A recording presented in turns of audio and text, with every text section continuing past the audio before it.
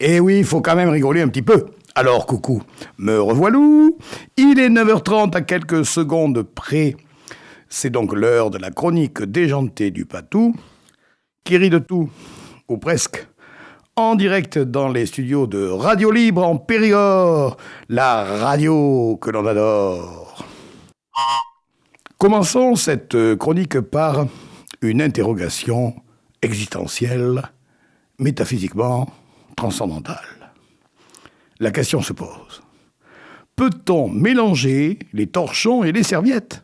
D'aucuns vous diront que non, il ne faut pas. Mais, en fait, les torchons et les serviettes ont-ils conscience de leur état social ? Si vous les lavez ensemble, vont-ils éprouver une réaction épidermique ou bien tenter de se distancer afin de ne pas se polluer mutuellement ?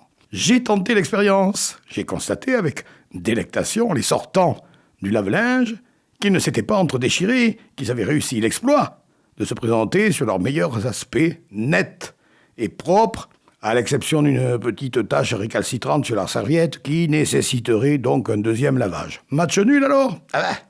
Si on était honnête, on dirait non, car le torchon, lui, aurait presque pu paraître neuf, mais je dois reconnaître que la tache sur la serviette avait été créée par une sauce chinoise dont la consistance et la composition n'avaient pas été détectées par une lessive non adaptée à l'usage d'aromates tout droit venus d'Extrême-Orient, là où l'on sait manger avec des baguettes, ce qui n'avait pas été le cas de la personne qui s'était essayée à cet art ancestral et n'avait pu retenir un morceau de chien bouilli imbibé d'une sauce probablement cuisinée avec des ingrédients dont, ici, en Occident, nous n'avons même pas conscience de leur existence.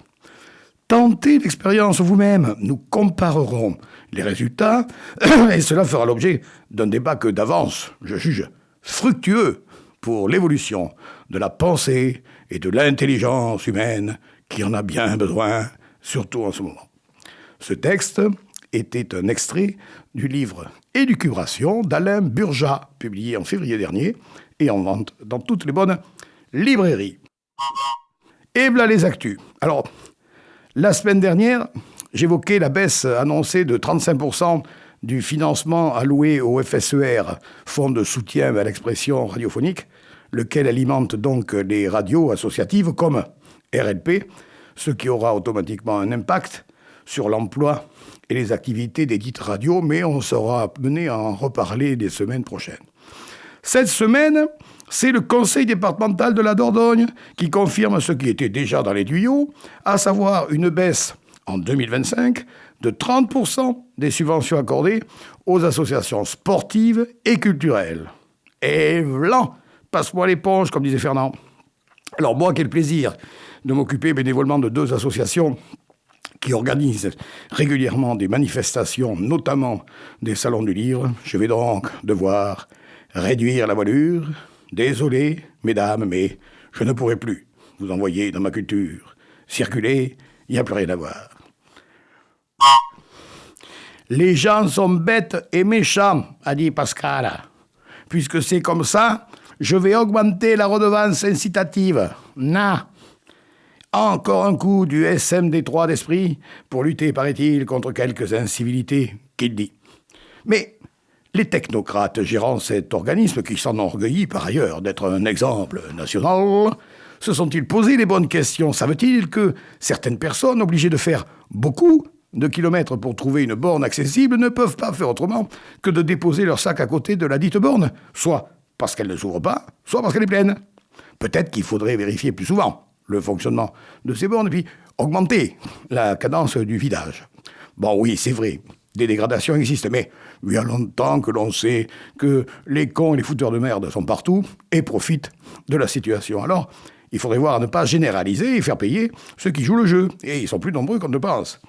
Le débat reste ouvert, même quand les bornes sont fermées. Affaire à suivre, bien sûr. Et voilà, la pause musicale. Alors, il fait beau et chaud. C'est l'automne indien. Alors si on se mettait au frais, ça tombe bien. Cette semaine, on fête les Célines. Hugues, comme dirait l'Indien.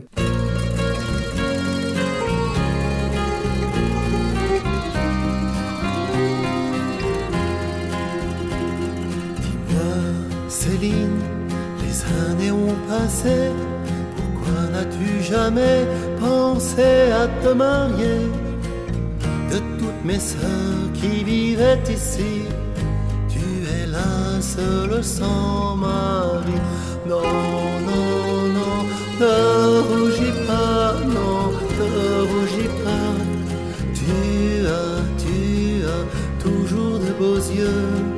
Ne rougis pas, non, ne rougis pas.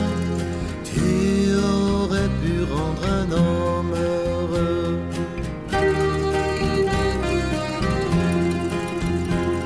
Dis-moi, Céline, toi qui es notre aînée, toi qui fus notre mère, toi qui l'as remplacée, n'as-tu vécu pour nous autrefois que sans jamais penser à toi?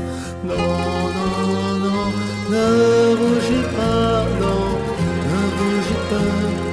Tu as toujours de beaux yeux.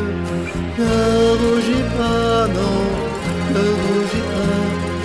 Tu aurais pu rendre un homme heureux.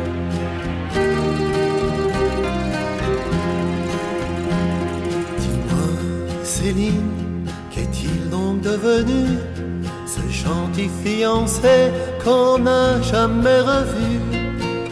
Est-ce pour ne pas nous abandonner que tu l'as laissé s'en aller?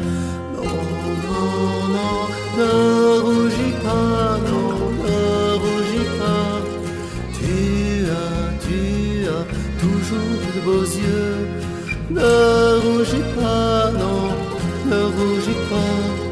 Tu aurais pu rendre un homme heureux.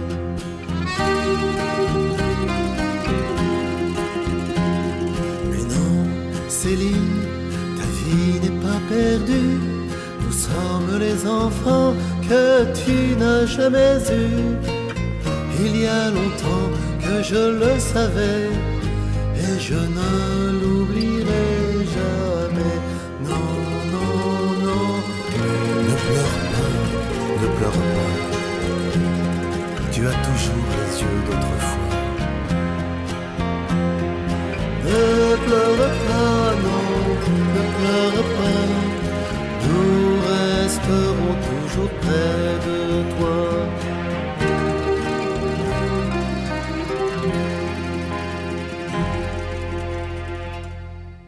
Allez, merci Hugues et à bientôt. Et sans transition, on passe au moment du contre-P.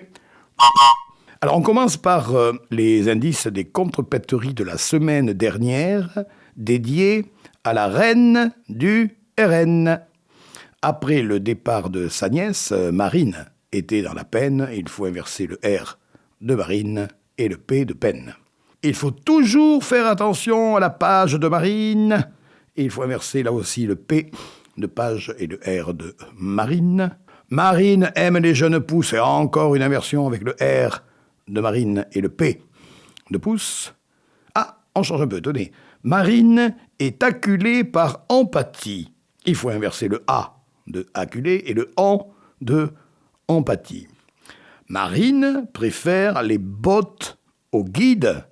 Et là, il faut inverser le O de botte avec le I de guide. Et une double pour terminer la série. Marine est inepte, cria Zemmour, dont le camp manque d'élus.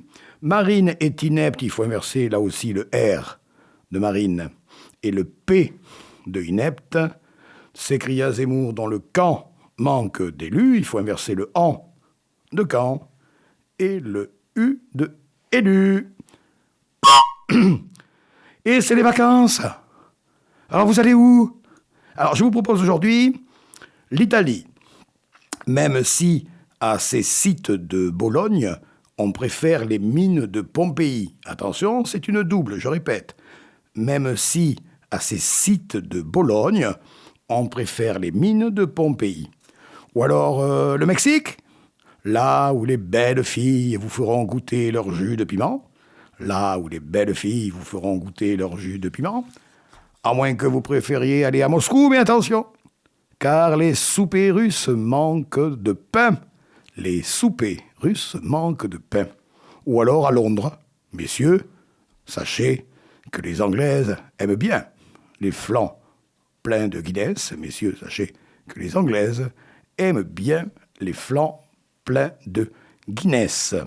Les indices la semaine prochaine, comme d'hab, avec la suite de mes propositions vacancières.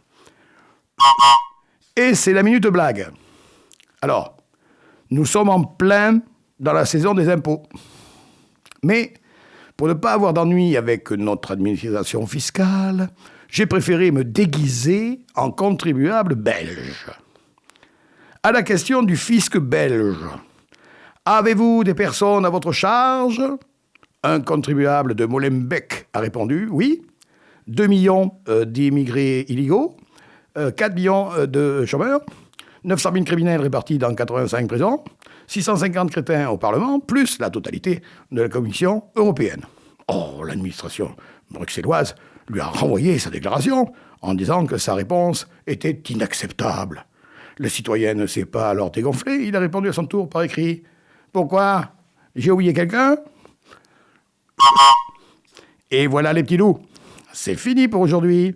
N'oubliez pas que vous pouvez me écouter vendredi à 15h30 et samedi à 9h30. À la technique, c'était Émilie et je la remercie. Vendredi prochain, 25 octobre, je dédicacerai mes derniers ouvrages à la librairie presse du Lardin Saint-Lazare de 9h à 12h, entre les tomates et les concombres, puisque c'est le marché local. Qu'on se le dise. En attendant d'avoir le plaisir de vous y rencontrer, je vous souhaite à toutes et à tous une belle fin de semaine ensoleillée ou pas. Et je termine avec le petit message habituel. Salut les copains, salut mes poules, arrivez d'air chaud et prenez soin de vous.